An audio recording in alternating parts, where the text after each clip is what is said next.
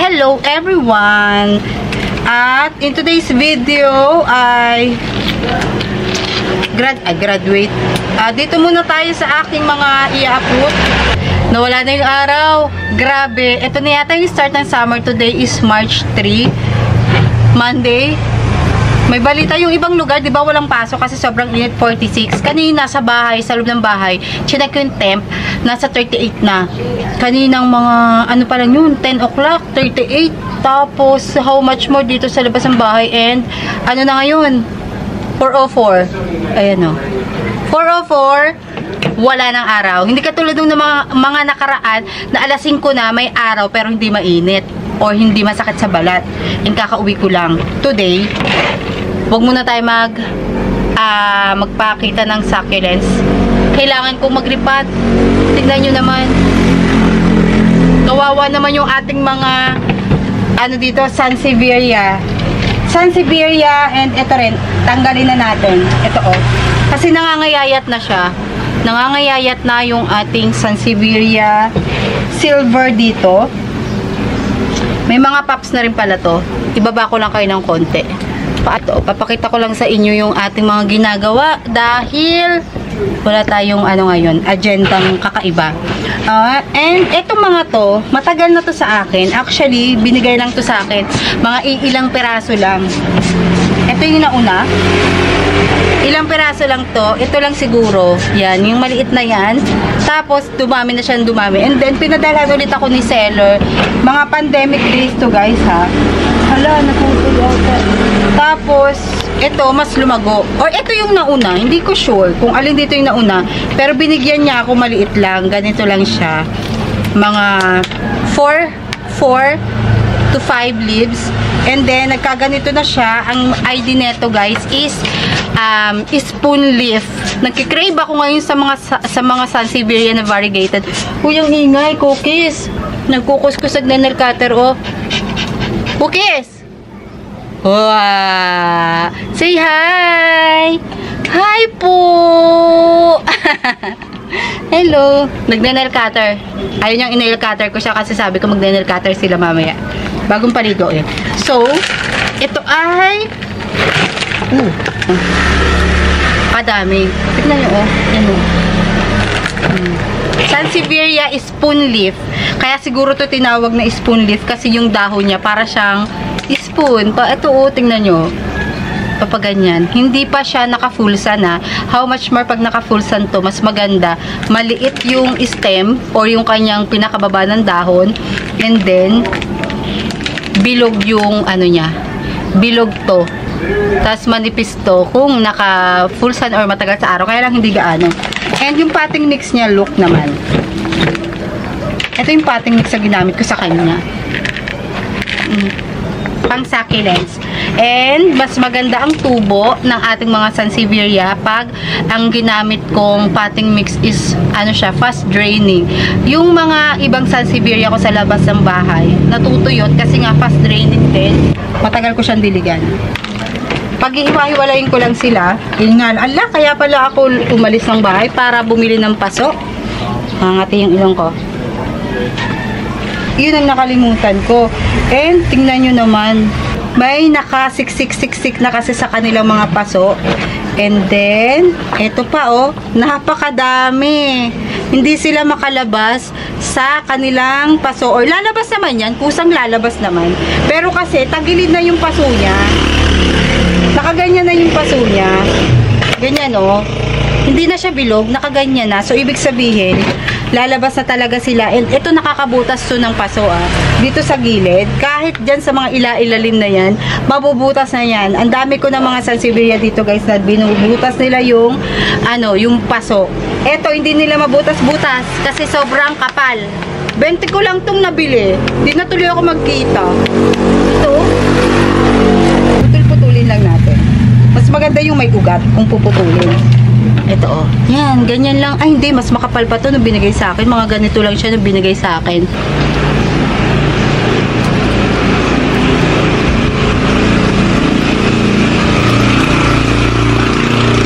Ayan. Wala siyang ugat. Hindi pala siya maugat. Mas maganda kung maugat to. Or mas maganda kung yung ating itatanim is may ugat. Pero hayaan na natin. Dara! Pakikuha nga ng gunting. Tingnan nyo, oh. Uy, nakaano siya. Eto, buti na lang may ugat siya kahit papaano. Hindi natin alam na maliit lang pala or kukonti lang yung ugat niya. Gunting, ayan oh, sa may pinto. Ang astig naman ng ano niya, ng dahon niya. Tingnan nyo oh. Oh, hiwa-hiwalay siya. Nakahiwalay din. Ito din oh. Ay, ito yung pinakamaraming. 100 plus yan. Tanungin mo, bayaran mo. Magkano po? Oh, ganda oh. Ito na lang yung gagawin nating mother plants kasi may suloy na siya na dalawa. Palabas na siya. Pero ito guys is, iaano ko rin siya. Itatakpan o tatakluban pa rin to. Hayaan natin siya kusang lumabas. Ito rin oh. Oh, ito din. Pwede na pala natin itong tanggalin. Tanggalin na natin. Maugat kasi itong baby. Hindi lang ito nakalabas ng ayos. Ito ganda oh. Dami pala natin magagawa dito.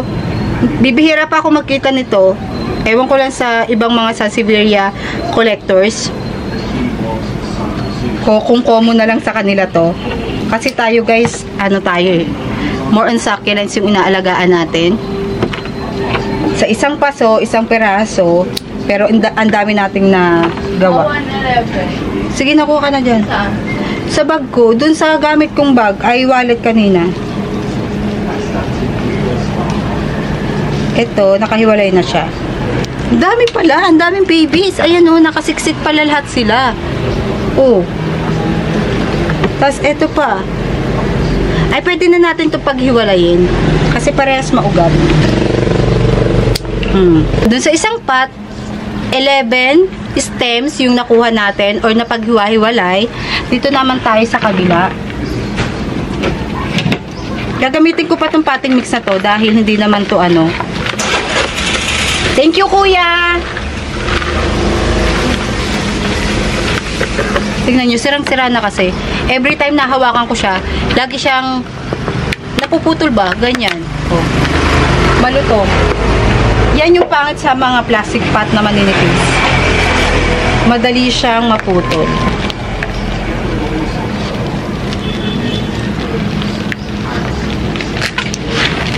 Ito.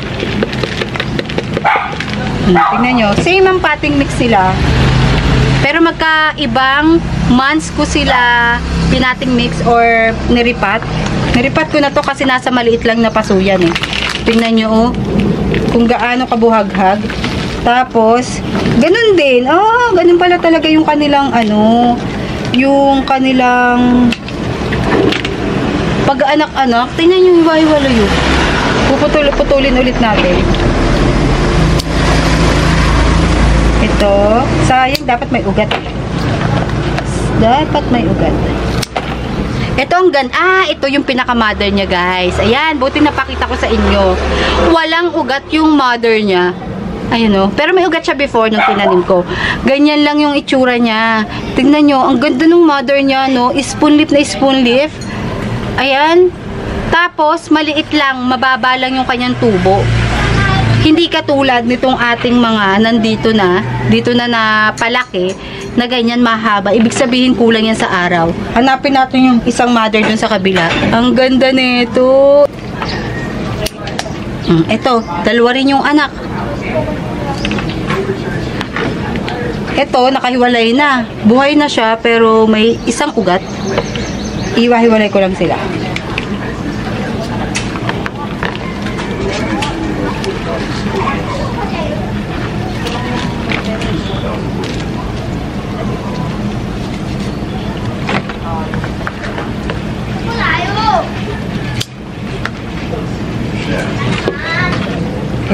Dito naman sa isang paso, 7 yung nagawa natin. So, umuulan ng spoon leaf dito sa ating garden. And then, ito yung next natin. Ihiwalay ko. Kasi nung ibinigay ito sa akin, maliit lang. So, hiwa-hiwalay na rin natin kasi tuyot na siya. Same dun sa nauna. Konti lang siya mag-ugat. Ayan o. Pwede na natin siyang hiwalayin. Ang daming babies. Actually, meron ako mga mini bunsel dito na isang ganito. Tapos, yung pinaka-baby niya, pinropagate ko, isang piraso. Ngayon, dumami yon. Tapos, yung si mother plant, natutuluan siya dito ng ulan sa tapat niya, nalusaw. So, buti na lang, naparami ko yung babies. Nandun kasi sa malayo eh. Hindi ko mapakita sa inyo. Ayan o, 1, 2, 3. Iwalay natin to. May ugat na ba? Ayan o, may ugat na. 4. 1, 2, 3. 1, 2, 3, 4, 5. Ito meron pang baby. Kaya lang maliit pa siya. Ayan o. Pwede na natin hiwalayin. Pero dapat mas malaki-laki dito pag giniwalay. So, 6 na yung ating silver bunsel. Payat na kasi sila. So, kailangan kong dagdagan ng pataba yung ating potting mix. Hindi ako gaanong naglalagay ng pataba sa potting mix. Magdagdag lang tayo ng konting pamis. Okay.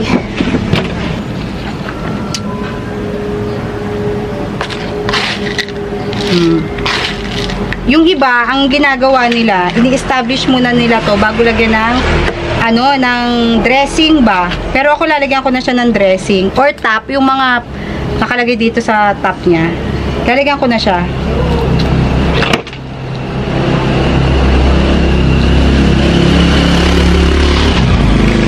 Ayan. Itago lang muna natin to hanggang ma-establish and para hindi siya maulanan kasi maambon na eh. Kanina init na init eh no. Ang ganda kasi neto pag mataba siya, bunsel na silver. Common na lang siya ngayon pero gandang-ganda pa rin ako diyan. Hindi ako nagko-collect ng mga karamihan ng Sansevieria kasi ang lalago. Pero meron akong mga Sansevieria dito. Maraming Sansevieria ko dito. Kahit gustong-gusto kong mag-collect ng Sansevieria guys, hindi po pwede dahil wala akong paglalagyan na space dito pag naglakihan sila. Ito nga lang mga nandito sa akin, maliliit ko lang siya binili. After ilang years, 2 years, 3 years. Ayan ang lalago na nila. From small leaf, mga mas malaki lang dito ng konti nung ibinigay sa akin to. Ito pa lang yata tong mother na to, napayat na ngayon kasi hindi ko nadidiligan. Ngayon, ang dami na nila. Apakadami ko ring bonsel sa lupa. Andun. Mahilig ako sa bonsel.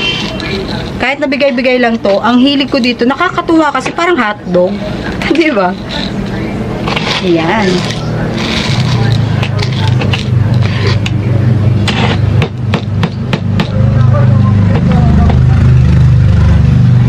Ayan.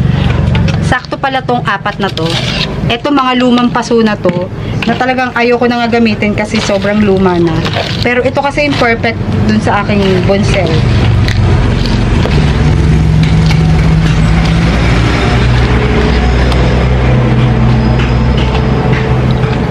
Ayan. Hindi ko na sila nalagyan ng cinnamon. Yaan na natin. Hindi naman maselan. Ayaw lang talaga nila nang palagi silang nababasa. Once na yung kanilang potting mix hindi fast draining. Nagkataon nung yung aking mga mini bunsel is bagong ripat lang nun. Siguro mga wala pang 1 buwan nung naripat ko dito sa area na to. Nandito kasi yung mga Sansevieria ko ng ilan. Pero kalat-kalat kasi sila. Ayun pa oh. Ayun doon. Lahat nandun. At saka nandun sa likod ng bahay. Meron kalat-kalat sila. Nung time na yon, wala pa 1 buwan, nareripat ko, nalusaw.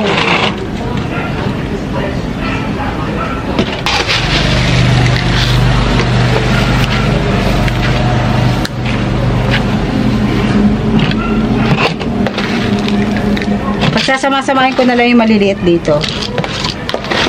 Sa iisang paso. Yan. Ay.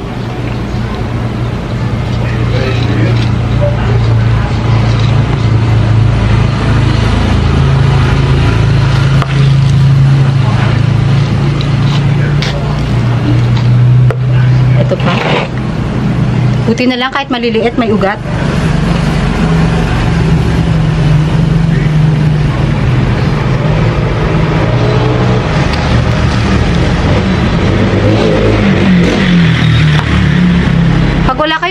rest, ang gawin nyo is rice hull. Kung alin yung nag-work sa lugar nyo, yun yung gamitin nyo. Tapos, toppings. Kahit anong toppings na gusto nyo, ilagay nyo.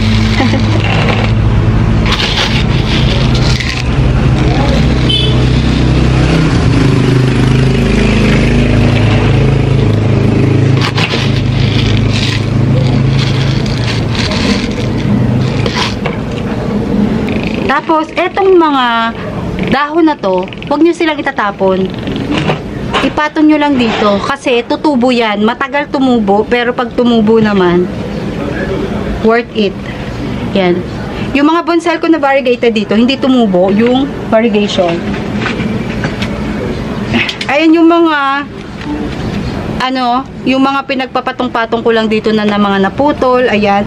Ano to variegated. Kaya lang hindi siya variegated ng tumubo. Ito tingnan nyo. Variegated yung kanyang mother, yung naputol, pero hindi kasi variegated yung tumubo. Sayang. Ito pa tingnan nyo. Putol. Ayun, tinanggal ko na guys. Ayan hindi naman siya bulok. Ayan ganda ng pagka-var. Pero ipapatong ko lang ulit siya dito kasi ireripat ko to pag hiwalay-hiwalayin ko, tutubo pa yan. Kahit maputol to, kahit hatiin nyo to ng dalawa, tutubo yan. Matagal nga lang. Ito yung sinasabi ko sa inyong mini bonsai na nasagip ko.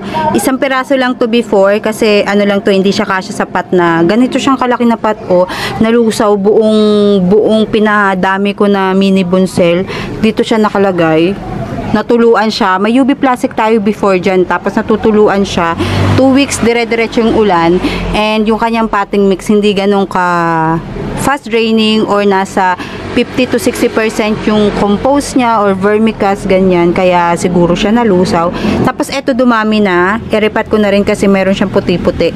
Ayan baka dumami.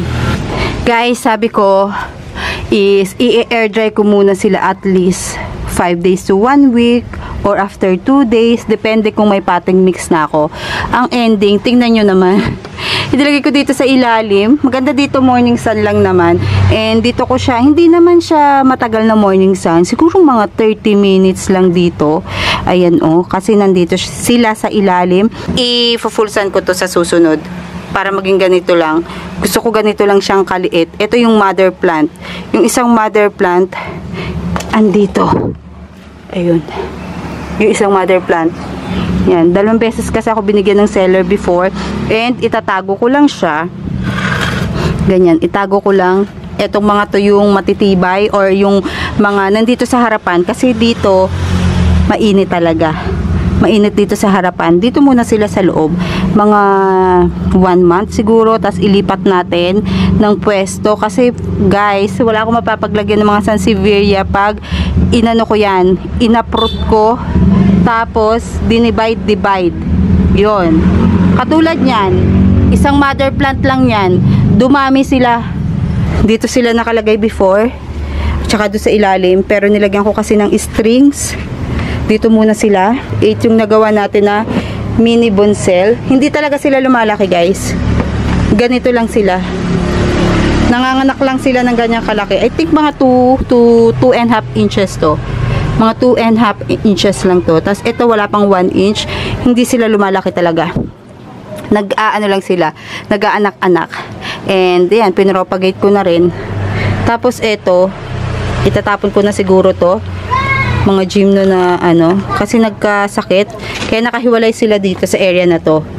Ito lang bukod tanging isang tray na to yung may sakit. Yan.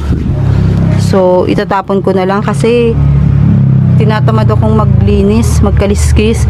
Mahal pa naman to nung nabili ko and maliit lang yan nung nabili ko. Mga ganito lang siguro. Ay hindi, mas maliit pa dito. Yan, mas maliit. Siguro mag 2 inches siya. Ngayon, nasa 3 na to. 3 inches. Sayang Sayang.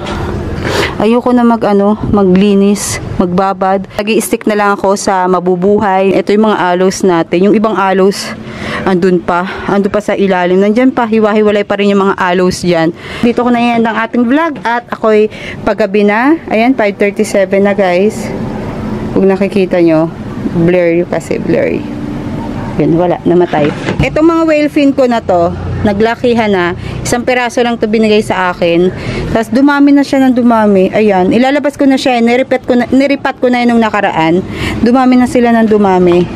Ganyan kadami or katindi mag-anak ang mga whale fin. Ito oh, si Cleopatra. Ano siya? Madami na siya ngayon. Isang piraso lang din siya binigay sa akin. 2 dahon na maliit. Maliit lang. Ganyan lang. Tapos dumami na siya. Ito, pag hindi siya naka-full sun, ganyan yung itsura niya. Wait, mayroon ako ditong propagate. Ito, oh, ganyan kalaki lang siya nung binigay sa akin. Tapos, ito mga anak-anak na lang to. Yung sobrang liit. Tapos, tinusok ko lang dyan. Ganyan yung itsura niya. Gusto ko lang sana ganyan si Cleopatra. Pero, ang ending, lumaki siya. Andito, oh. Ayan, oh. Kita nyo yan? Madami yan, guys. Nanganak-nganak na ulit yan. Si Golden Flame, isa sa favorite ko ngayon. Ganda ng itsura niya, no? Golden Flame. Para siyang plastic yung dahon. Saka ko na kayo ililibot dun sa mga sanse ko kasi nandun pa sa kabilang gilid yung ibang sanse na inaalagaan ko. Yan. Ano lang, mga nineneglect. Ano ko lang to. Oh, ayan na, ayan na. Sama ko daw siya sa vlog. Eh, nahiya. Nahiya. Kanina pa ako nakakalabit. Sama ko daw siya sa vlog. Ayan na, mag-end na tayo. Ganito lang ginagawa ko sa bonsel. Pinuputol-putol ko. Tapos, pinapatong ko lang. Ayan, may tubo na, oh. Ayan, oh. May tubo na.